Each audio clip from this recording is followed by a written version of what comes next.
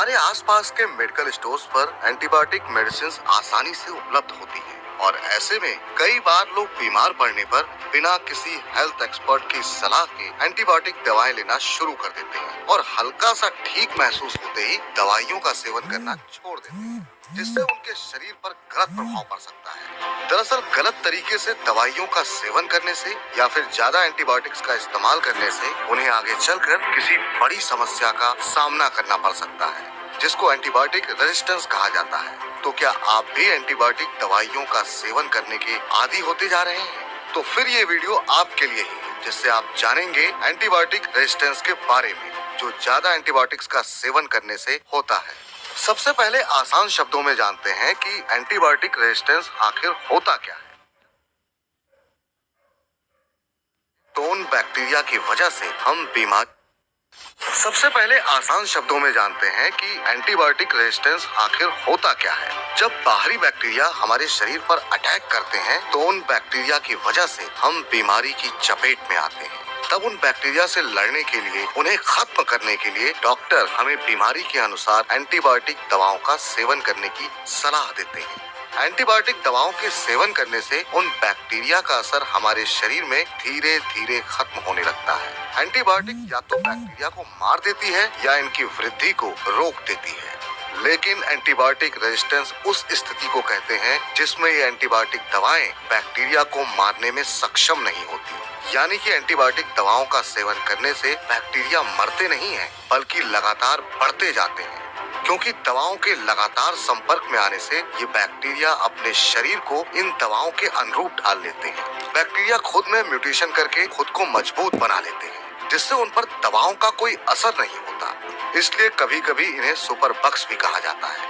Antibiotic resistance का मुख्य कारण बैक्टीरिया की पहचान के आधार पर दवा न देना है। बिना किसी सही जानकारी के एंटीबायोटिक लेने से या फिर डॉक्टर के बताए अनुसार दवा का पूरा कोर्स न करने से एंटीबायोटिक रेजिस्टेंस की दिक्कत बढ़ जाती है। लोगों की मनमानी और लापरवाही के कारण इसका खतरा दिन पर दिन बढ़ता जा रहा है। उदाहरण के तौर पर MRSA सुपरबग इतनी सारी दवाओं के प्रति अपनी प्रतिरोधक क्षमता विकसित कर चुका है कि उसका इलाज अब पहले से ज्यादा मुश्किल हो गया है।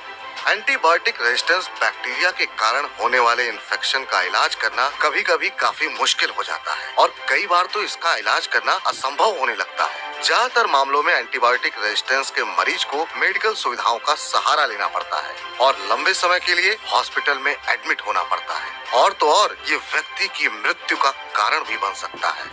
वैज्ञानिकों की माने तो विश्व में एंटीबायोटिक रेजिस्टेंस एक बड़ा खतरा बनता जा रहा है और इस पर जल्द ही ध्यान नहीं दिया गया तो 2050 तक इसके कारण हर साल करीब 1 करोड़ लोगों को अपनी जान गंवानी पड़ सकती है। यानी अगर दुनिया अब भी नहीं सीखी तो इसके कारण हर दिन 27,400 लोगों की जान चली जाएगी। इसकी एक बड़ी वजह लोगों की बढ़ी आमदनी भी है, क्योंकि आमदनी बढ़ने से एंटीबायोटिक दवाएं ज्यादा लोगों की पहुंच में आ जा रही हैं।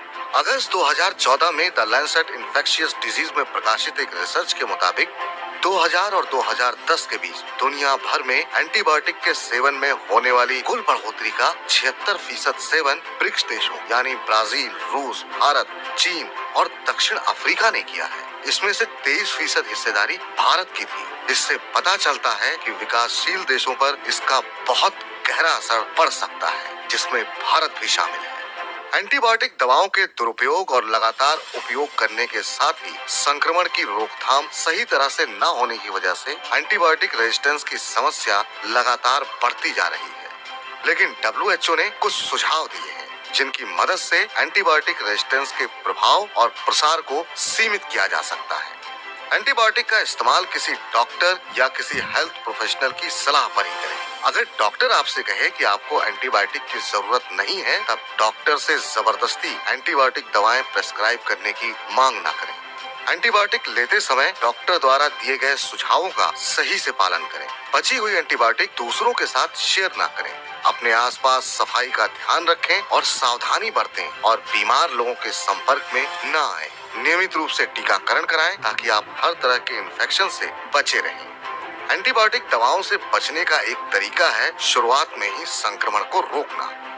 इसके लिए स्वच्छ भोजन खाएं और एक संतुलित आहार लें जो हमारे शरीर के डिफेंस सिस्टम को मजबूत और कारगर बनाए रखने में आपकी मदद करता है। और याद रखें कि एंटीबायोटिक दवाओं का सेवन सिर्फ और सिर्फ जरूरत पड़ने पर ही करें।